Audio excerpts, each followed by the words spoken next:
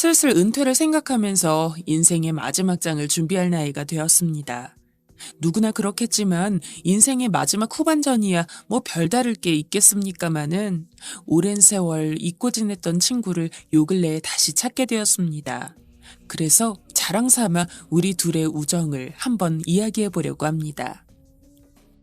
형만이와 민규. 어린 시절 우리는 늘 사람들에게 마치 한 세트인 것처럼 불리곤 했습니다. 오성과 한음처럼 말이죠. 어쩌다가 그 녀석과 제가 친해지게 되었는지 가끔 생각해보곤 합니다. 다만 너무 어린 시절이라 정확한 기억은 나지 않습니다. 하지만 우리는 초등학교 1학년 때부터 단짝이었던 것만은 확실합니다.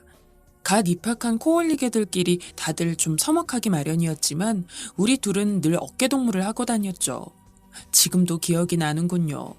하굣길에 민규네 집과 저희 집 사이에 갈림길에 설 때면 늘 서로 그날 저녁에 해야 할 일을 외치면서 헤어지곤 했죠. 무슨 만화를 꼭 보라는 둥, 어떤 숙제를 꼭 하라는 둥, 뭐 그런 이야기들을 말이죠. 학교에서 하루 종일 붙어 다니고 난 후에도 집에서 마저 서로가 비슷한 경험들을 나누고 싶었던 것 같습니다. 그리고 다음 날이면 서로가 한 일에 대해서 실컷 떠들곤 했습니다. 한 번은 흘러가는 물을 보면서 서로가 대화를 나누던 기억이 나는군요. 도랑에 흐르는 물을 바라보며 멀리 강물과 합쳐져 우리의 눈이 닿지 않는 곳으로 휘돌아 나가는 물길을 바라보며 우리도 물이 되어서 저렇게 먼 곳으로 흘러갔으면 좋겠다고 이야기를 했었더랬습니다. 어린 시절의 호기심, 알 수 없는 먼 곳에 대한 그리움, 가보지 못한 곳에 대한 설렘, 그 모든 것들을 민규와 함께 했던 것입니다. 그렇게 서로 죽고 못 사는 친구였지만 신기하게도 서로 다른 팀이 되어 축구를 하거나 운동회에서 편이 갈라지면 또 기를 쓰고 서로를 이겨야만 직성이 풀리곤 했죠. 나이가 들어서 생각해봐도 뭐라 말로 설명하기 힘든 오묘한 감정입니다만 아마 어린 시절 특유의 개구진 심보가 아니었나 생각합니다. 그렇게도 친한 민규와 저였지만 서로 집안 형편은 많이 달랐습니다. 저희 집은 소를 제법 키우는 집이라 형편이 좀 넉넉했지만 민규는 홀어머니 쓰라해서 어렵게 학교를 다니고 있었습니다. 그런 가정 형편에서도 민규는 품행이 발라서 장난으로라도 한 번도 엇길로 나간 적이 없었습니다. 학교에서 표창도 많이 받았죠. 많은 친구들을 집에 초대했지만 저희 어머니께서는 민규를 가장 좋아하셨습니다. 어쩌다 민규 이야기가 나오면 참 바른 아이인데 형편이 어려워서 안타깝다며 혀를 차시곤 했어요. 중학교 2학년쯤이 되면서부터 민규와 저는 서로 조금씩 다른 길을 걷게 되었습니다. 저는 고등학교를 준비하면서 개인 교사를 두고 공부에 열심이었고 민규는 어려운 가정 형편을 돕기 위해 아르바이트를 하게 되었습니다. 민규는 시장에서 옷장사를 하시는 어머니를 도와 같은 시장에서 일하고 있었어요. 가끔 떡볶이나 오뎅과 같은 군것질을 하러 시장에 가면 그곳에 민규가 있었습니다. 일이 바쁘지 않으면 민규를 불러 함께 음식을 먹기도 했죠. 저는 민규가 시장 일을 하는 것이 아무렇지도 않았지만 다른 친구들은 그런 민규를 마주치는 것이 보기 민망하다고 하며 차츰 민규를 멀리하는 눈치였습니다.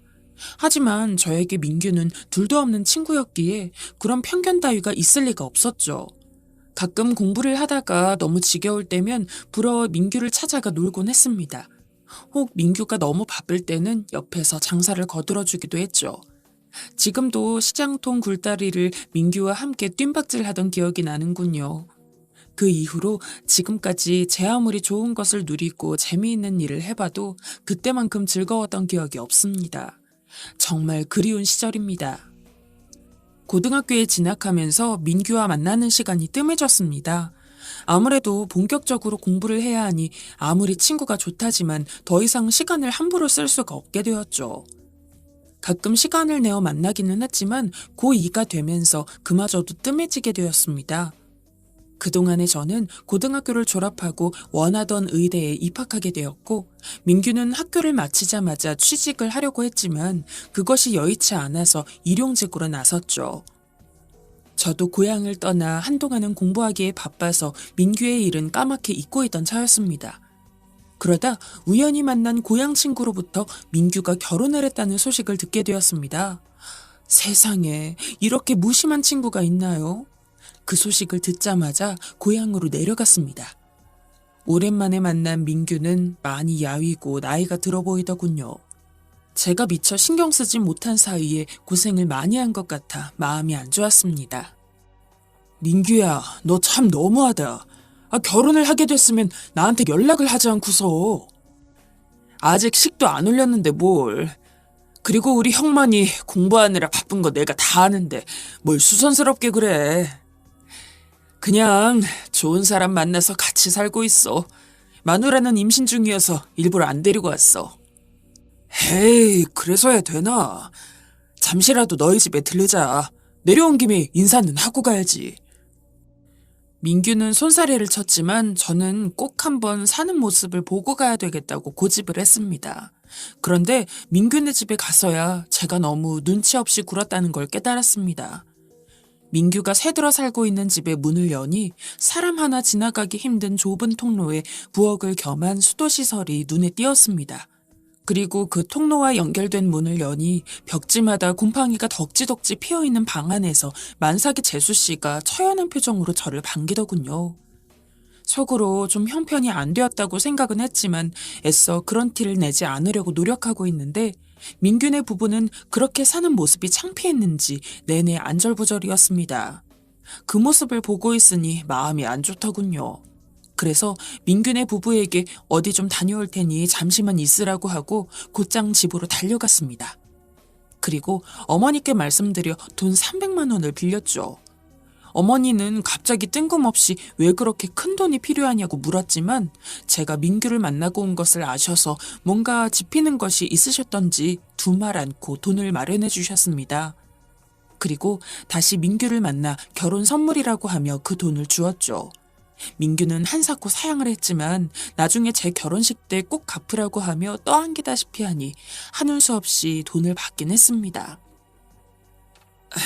고맙다 형만아.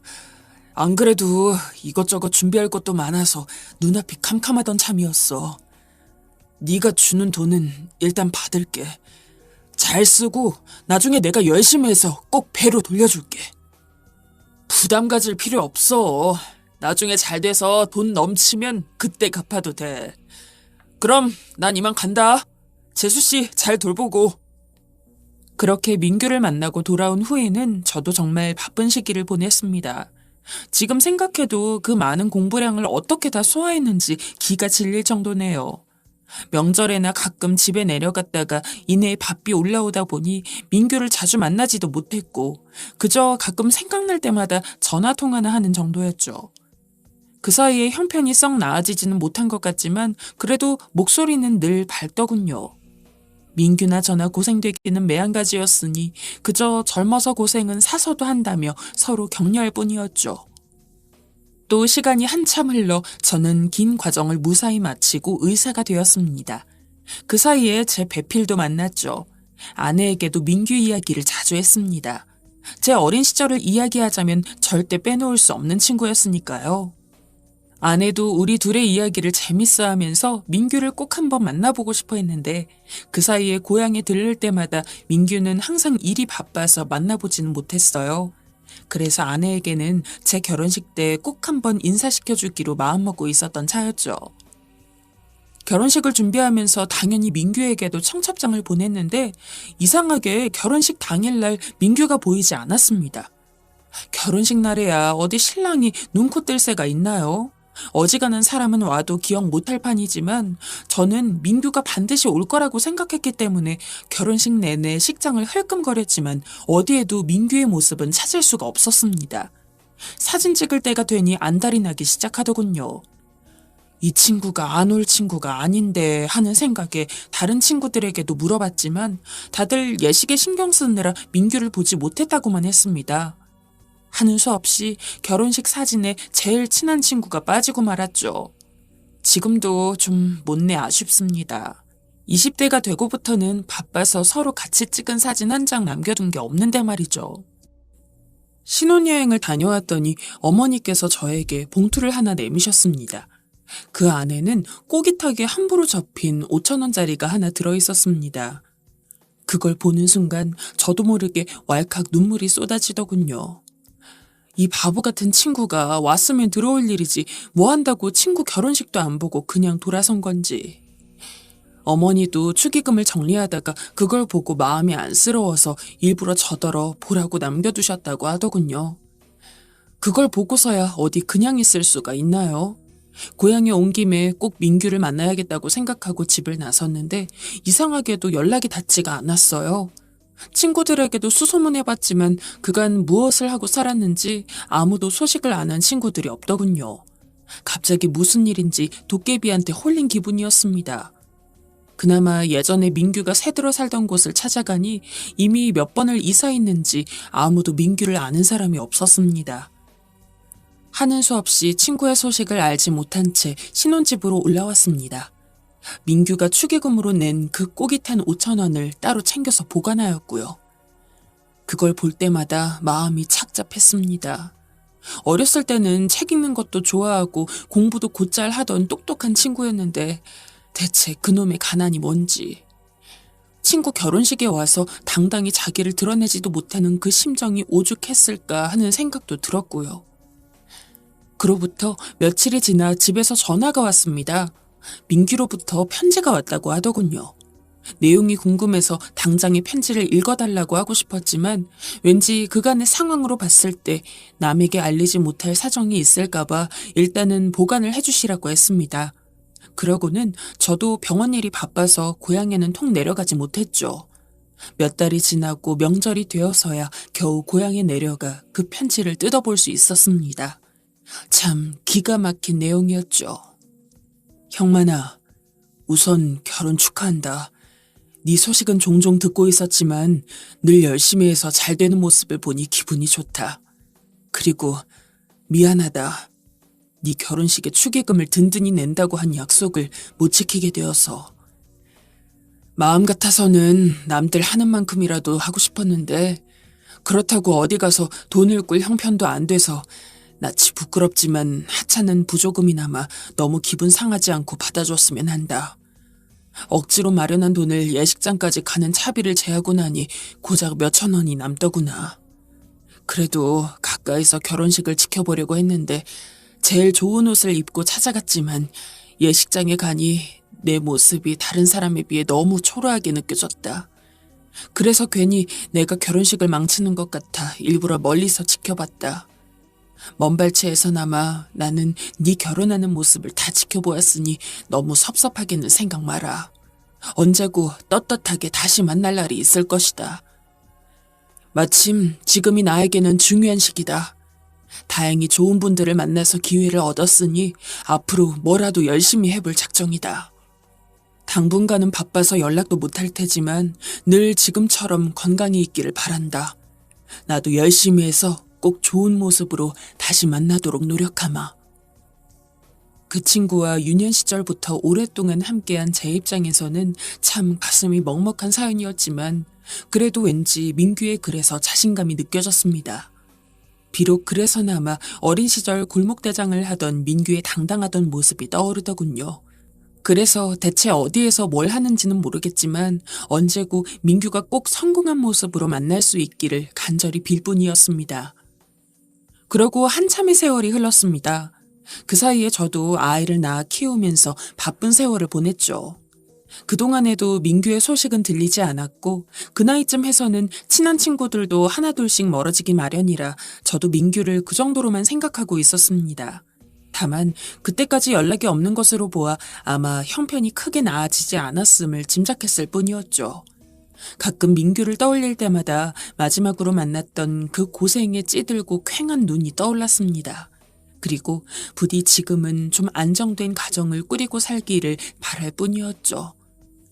그렇게 민규는 제 어린 시절의 추억으로만 남게 되었습니다. 그러다가 중년이 된 어느 날에 뜻하지 않게 민규의 소식을 듣게 되었습니다. 그때가 벌써 20년 전의 일이죠.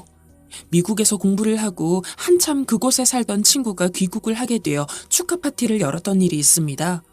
그런데 뜻밖에도 그 친구로부터 민규의 소식을 듣게 된 거죠. 그 친구 말에 의하면 민규가 미국으로 건너가 있다는 것이었습니다. 미국에?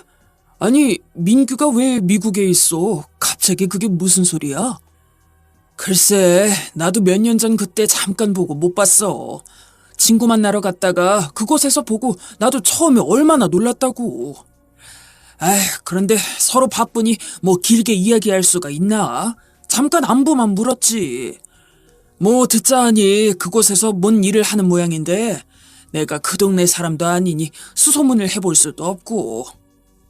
너무 예상치 못한 풍문에 어안이 벙벙했지만 그 친구도 특별히 아는 게 없으니 더 물어보지도 못하고 답답한 노릇이었습니다. 그럼 보기에는 좀 어떻더냐고 물었더니 여전히 깡마르고 얼굴도 까무잡잡한 게 고생깨나 하고 사는 모양이라고 하더군요. 그제야 오래전 편지 속의 다짐이 무슨 뜻인지를 깨달을 수 있었습니다.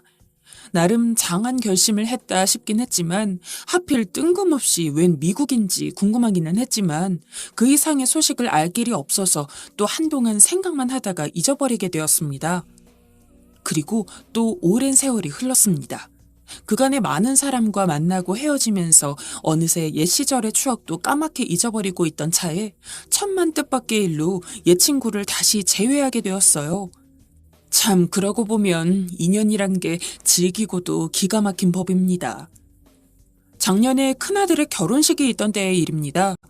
경사를 맞아 친구들 모두가 들떠 있었지만 하필 또 코로나가 유행하던 중이니 마음처럼 성대하게 일을 치르기는 곤란했습니다. 그래서 꼭 필요한 최소한의 인원만으로 식을 준비했죠. 그런데 지나고 나니 그랬다 싶은 건지 아니면 그때 당시에도 심상치 않다 생각했는지는 모르지만 결혼식을 하는 도중에 한 백발의 신사가 눈에 띄었습니다. 뒤쪽 테이블에 앉아 흐뭇한 표정으로 웃음을 띤 채 결혼식을 지켜보고 있는데 저는 그저 신부 쪽 손님인 줄로만 알았죠. 전부 테이블로 둘러싸놓으니 신랑 쪽 신부 쪽이 구분이 안 되었으니까요. 그래서 별로 대수롭지 않게 생각했는데 축의금을 정리하다가 그만 깜짝 놀라고 말았습니다. 축의금 봉투에 민규의 이름이 적힌 봉투를 발견했기 때문이죠.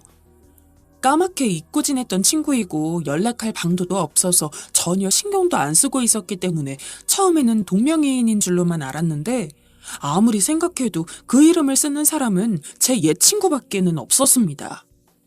더 놀라웠던 것은 축의금 봉투를 열었더니 1억짜리 수표가 들어있는 게 아니겠습니까? 세상에 이게 무슨 도깨비 장난도 아니고.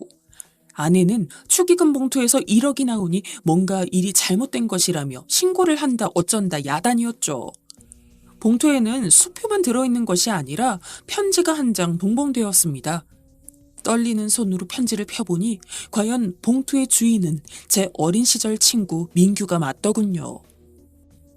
이복의 형만이 그간 잘 지냈는가? 자네를 놀래켜줄 생각을 하니 편지를 쓰는 지금도 마음이 참 유쾌하네. 다소 놀랬더라도 너무 짓궂다고 생각하지는 말게. 그간 세월이 쉽지 않아서 늙은이가 다 되어서야 자네를 만나보네. 그동안 외국에 나가 있는 통에 그간 격조했네. 그래도 열심히 한 덕에 이렇게 보다시피 잘 되었네. 어떻게 자네 아들 결혼식을 알았는지 궁금하지 않나? 서로 궁금한 이야기는 만나서 이야기하세. 이 연락처로 전화주게. 1억짜리 수표를 손에 쥐고 참 심장 떨리는 기분으로 편지를 읽었습니다.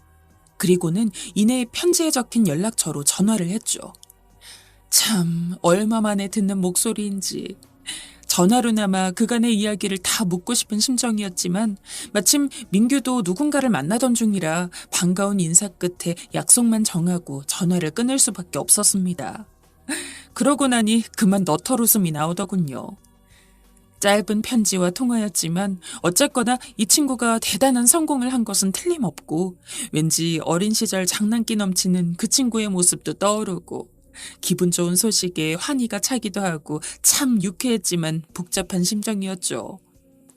며칠 후 약속 장소에 나가보니 아니나 다를까 결혼식에서 봤던 그 백발 신사가 바로 민규더군요. 저도 모르게 민규를 끌어안고 서로 얼굴을 부볐습니다. 30년의 세월을 어찌 말로 다 할 수 있었겠습니까? 민규의 성공 과정도 그만큼이나 기가 막히더군요. 그러니까 제가 막 결혼 준비를 하던 그때의 일이죠. 그 당시 민규는 카센터에서 일을 하고 있었는데 당시에는 월급도 많지 않고 그 돈으로 자식 둘을 키우자니 그저 나날이 빠듯한 생활의 연속이고 빚만 안 지면 다행이라 할 형편이었다고 합니다. 기술이나 배워서 자기 이름으로 카센터를 차리고자 하는 소원만 품고 있었지만 그것도 돈이 있어야 가능한 일이죠. 그대로는 도저히 앞날이 보이지 않아 고민하던 민규에게 때마침 혹할 만한 제안이 들어왔다고 하네요. 외국에는 기술자가 대우를 받으니 한국 땅에 이대로 있는 이보다 미국으로 건너가 그곳에서 일을 하자는 제안이었고, 민규는 낯선 타향에서 생활할 것을 생각하니 막막했지만 이대로 답도 없는 생활을 하는 것보다는 부딪혀 깨지더라도 한번 가보자는 심산으로 미국행을 준비했습니다. 물론 처음 터를 잡을 동안에는 부침이 많았겠죠. 그거야 굳이 듣지 않아도 미루어 짐작할 수 있는 일이고 친구와 마주친 것도 그 즈음의 일이었다고 합니다. 하지만 민규는 아무리 힘들어도 이제는 돌아갈 집도 없다고 생각하며 입을 악물고 일만 했다고 합니다. 그런 점이 현지 사람들에게 인정받아 차츰 좋은 기회를 얻게 되었고 마침내 민규는 카센터로 큰 성공을 하게 되었습니다. 그간 한국에 있던 촌놈 의사로서는 카센터로 어떻게 성공을 했다는 것인지 차마 짐작도 할 수 없는 일이었지만 아무튼 어마어마한 금액을 벌었다고 합니다. 그러다가 민규는 이제 나이도 제법 들고 노년을 고향에서 편하게 보내기 위해 센터는 아들에게 물려주고 귀국을 결심하게 된 것이죠. 민규는 한국에 돌아와서 가장 먼저 고향에 내려갔다고 합니다. 저 말고도 한 친구에게 도움을 받은 것이 있어 그 친구를 찾아갔다가 그 이로부터 제 아들의 결혼 소식을 듣게 된 것이죠. 마음 같아서는 당장에 저를 만나고 싶었지만 일부러 저를 깜짝 놀래켜주기 위해 결혼식 당일까지 몇 달을 벼르고 있었다고 하는군요. 아, 얘나 지금이나 내가 배짱은 좋은 놈이었잖나. 자네 결혼식에 부조금을 5,000원 하면서 내가 반드시 꼭 성공해서 자네 자식 결혼 때에는 1,000배로 부조금을 내겠다고 다짐했지. 아이, 그런데 세월이 하도 지나놓으니 그깟 500이야 누가 못하겠나 싶더구만. 그래서 까진 10,000배다. 아이, 내는 김에 5도 치졸하다. 1억.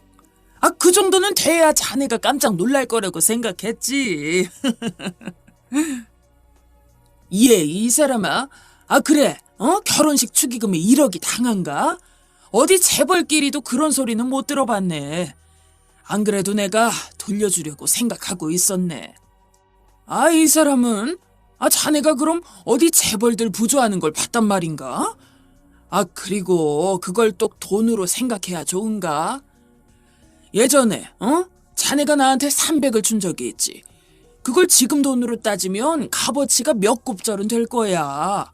그리고 금액이 문제가 아니라 그때 그 돈이 나에게는 얼마나 절실했는지 모르네. 애는 태어나지 집안에 돈이라고는 눈을 씻고 찾아도 없지. 자네가 아니었으면 그 비참함을 내가 어찌 견뎠겠나. 자네 덕분에 나도 이까진 놈의 세상, 이런 친구들을 둔 내가 왜 기죽어 사나. 나도 한번 번듯이 성공해보자. 그런 마음을 낼 수 있지 않았겠냔 말일세. 친구의 말에 저는 일단은 고맙게 받겠다고 말하고는 그 돈을 좋은 곳에 쓰려고 마음먹었습니다. 아직 사용처는 정하지 못했죠. 그렇지 않아도 저도 수년 내로 은퇴를 마음먹고 있었는데 함께 노년을 보낼 친구가 생겨 얼마나 마음이 든든한지 모릅니다. 그간 살아오면서 많은 사람들을 사귀었지만 내 속내를 모두 털어놓을 수 있는 사람을 찾기가 어려웠습니다만 그런 친구를 다시 만나게 되니 참 기쁘기도 하고 유년 시절부터 지금까지의 인연이라니 참 보통 인연이 아니더군요. 어린 시절 친구와 함께 나중에 커서도 꼭 이웃에 살자고 입버릇처럼 말하곤 했는데 이제야 그 약속이 실현되려나 봅니다.